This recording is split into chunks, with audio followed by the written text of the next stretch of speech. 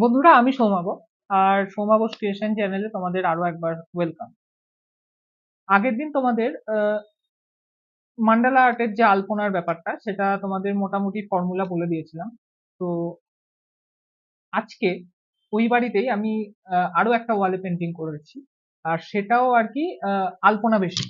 ঠিক আছে, আলপনা বেশিক বলতে ওনারা ছবি দিয়েছিল আমাকে একটা, যে স্কোয়ার ওয়াল, যদি এইখানে একটা ড্রয়িং থাকবে এবং এইখানে একটা ড্রয়িং থাকবে, মানে কর্নারে কর্নারে আর কি আলপনার মতো ডিজাইন থাকবে। তো আমাকে যে ছবি দেওয়া হয়েছিল সেই ছবির প্যাটার্নটা নিয়ে আমি কিন্তু আমার মতো এঁকেছি। তোমাদের এটাই দেখানোর যে তোমরাও এই কাজটা করতে পারো, শুধু লাগবে তোমাদের একটু সাহস। একদমই যারা তোমরা বাড়িতে আলপনা দাও বা একটু আঁকাঝোঁকার সাথে যুক্ত, তারা কিন্তু এই কাজটা ইজিলি করতে পারো। ভিডিওর মাঝখানে আমি তোমাদের ছকটা বলে দিয়েছি, তোমরা ভিডিওটা শুরু করলে পুরোটা দেখলে বুঝতে পারবে। ভিডিওর কথাগুলো শোনো, ঠিক আছে? আমি কি বলছি না বলছি সব কথাগুলো শোনো। তোমরা আমাকে যারা পার্সোনাল চেনো তারা জানো আমি মাটির কাজ করি। আর আমাদের ঠাকুরে না মাটির কাপড় যে হয়, যে চটের কাপড়গুলো হয়, তার যে পাড় হয় সেই পাড়ে আমি এই ডিজাইন ছোট থেকে এঁকেছি আর কি। ঠিক আছে, মানে সরু তুলি দিয়ে সরু সরু করে কলকা এঁকেছি, এটা কিন্তু আমার অভ্যাস ছিল। তো আমি আমার বক্তব্য, আমি শুরুতে যখন পেরেছি, ছোটতে যখন পেরেছি, আমি ওয়ালেও পারবো। আরে প্যাটার্নটা তো একই, মানে তোমরা যারা কাজটা করবে তারাও হয়তো বুঝতে পারবে। এই কলকা, এর মাথা দিয়ে এই কলকা, আবার এই কলকা, উল্টানো কলকার ভেতর ভেতর পাতা দিয়ে আর কি ভরাট করে দেওয়া চেষ্টা। তো সাদা রং ইউজ করেছি, তোমরা দেখলেই বুঝতে পারবে। অ্যাক্রিলিক ইউজ করেছি, আর তার সাথে ঘর রং করার সাদা রংটা একটু মিশিয়ে নিয়েছি যাতে রংটার ঘোর ধরে। মানে সাদা রঙের কাজ যেহেতু, সেহেতু কিন্তু দু কোট করে মোটামুটি করতেই হবে, তবেই সাদা রংটা ভরা থাকে। আর অবশ্যই কালার কম্বিনেশনটা একটা ফ্যাক্টর। যদি তোমরা সাদা দিয়ে আঁকো, যেরকম আমি ভিডিওতে দেখতে পাচ্ছ, তো একটু কালারটা ডার্ক, মানে বেসিক কালারটা, ওয়ালের বেসিক কালারটা একটু ডার্ক রাখার চেষ্টা করো, তাহলে দেখবে বিষয়টা মানে বেশি কাটবে আর কি।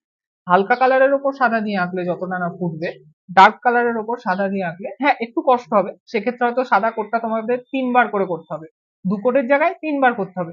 তাও যখন ফাইনাল লুক দাঁড়াবে তখন তোমরা স্যাটিসফাই হবে। একটাই কথা বলবো, যে ভয় না পেয়ে তোমরা কাজ শুরু করো। দেওয়াল হতে হবে না পুট্টি করা দেওয়াল, তোমাদের পুরোনো বাড়ির দেওয়ালে পুরোনো জায়গাতেই তোমরা শুরু করো না। শুরু করলে একটা কাজ করলে তোমাদের এক্সপিরিয়েন্স হয়ে যাবে যে কোন জায়গাটা কি করতে হবে। আর অবশ্যই যত বড় দেওয়াল তত কলকার ড্রয়িংটা যেন একটু মোটা মোটা হয় আর কি। মানে বোঝাতে পারছি? তোমরা ধরো একটা 10 ফুটের দেওয়ালে আঁকছো, অথচ আঁকছো 1 নাম্বার 0 নাম্বার তুলি দিয়ে, সেটা কিন্তু একদমই বেকার আর কি। সেক্ষেত্রে তোমাদের 3-4 নাম্বার তুলি দিয়ে আঁকতে হবে, মোটা হবে কলকা, তবে ব্যাপারটা জমবে, ভরাট লাগবে। বোঝাতে পারলাম? তো এই ছিল বেসিক কিছু কথা।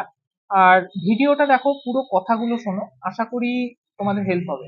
যদি এতটুকু হেল্প হয় কমেন্টে জানাও, আর বন্ধুদের সাথে শেয়ার করে দাও, লাইক করে দাও। দেখা হচ্ছে পরের ভিডিও। এই হচ্ছে কলকার ডিজাইনের মোটামুটি একটা প্যাটার্ন আর কি। তো দেখো এখানে যা আছে, আমি কিন্তু হুবহু এটা আঁকবো না আর কি, কারণ একটু কপি করার থেকে একটু নিজের কাজ করা ভালো। তো দেখো আমি এরকম কলকা আঁকছি। আর সত্যি বলতে এরকম কলকা আঁকার আমার অভ্যাসও আছে, যেহেতু আমি ধরো কাজ করি, তোমরা জানো।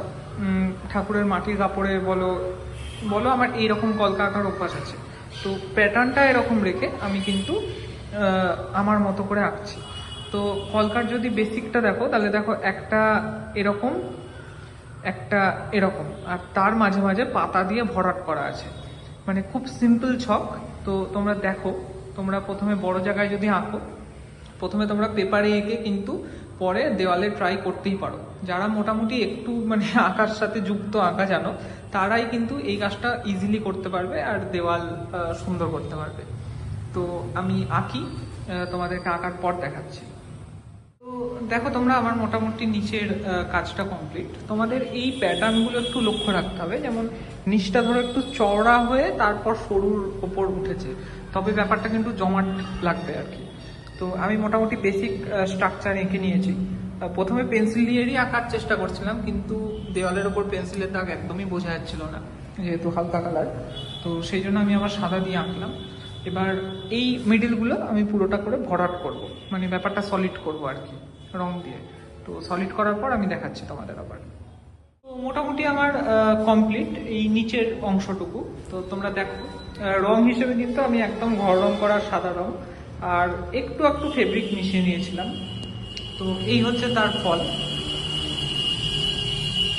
এটা আমার নিচটুকু হলো, এখনো ওই কর্নার বাকি। তো এই হচ্ছে বেসিক প্রসেস আর কি। ঠিক আছে, তোমরা যারা মোটামুটি ঘরে আলপনা ঠালপনা করো তারা কিন্তু ইজিলি চাইলেই এগুলো নিজেই করতে পারো দেওয়ালে। তো এইটার মতো আমি একদম ওই কর্নারেও করে নিয়েছি।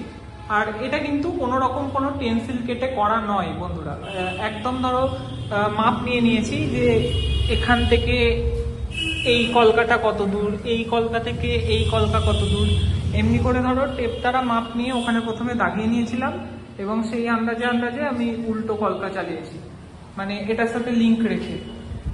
আর পুরোটা ধরো সলিড সাদা করে নেওয়ার পর সরু তুলি দিয়ে আমি এই পাতার মিডিলে কিন্তু এই দেওয়ালের কালার দিয়ে কেটে দিয়েছি, তাহলে ব্যাপারটা দেখতে আরো ভালো লাগছে আর কি। তো ঠিক এতটাই সিম্পল। একটু একটু আঁকা জানো তারা মোটামুটি ছোটখাটো কাজ থেকে শুরু করতেই পারো এরকম। প্রথমটা যেমনই হোক আশা করি খুব খারাপ হবে না। তো প্রথমে তোমরা কাগজেও প্র্যাকটিস করে নিতে পারো, তারপর দেওয়ালে করতে পারো। আর সাদা রঙের কাজ যেহেতু, সাদা রং কিন্তু তোমাদের মোটামুটি 2-3 কোট করে করতে হবে এক একটা রঙে, তবেই ওই সাদা রংটা কিন্তু ফুটবে। আর এখানে বাড়িটা তৈরি হচ্ছিল বলে আমি ধরো ঘর রং করা রং ইউজ করেছি, কিন্তু তা বাদেও তোমরা মোটামুটি ফেব্রিক কালার ইউজ করতে পারো, মানে হোয়াইট ফেব্রিক, আর সেই দিয়ে কিন্তু এগুলো ইজিলি হয়। তো ভিডিওটা ভালো লাগলে লাইক করে দিও, কমেন্টে জানিও কেমন লাগলো, হেল্প হলো কিনা। দেখা হচ্ছে পরের ভিডিওতে, চলো টাটা।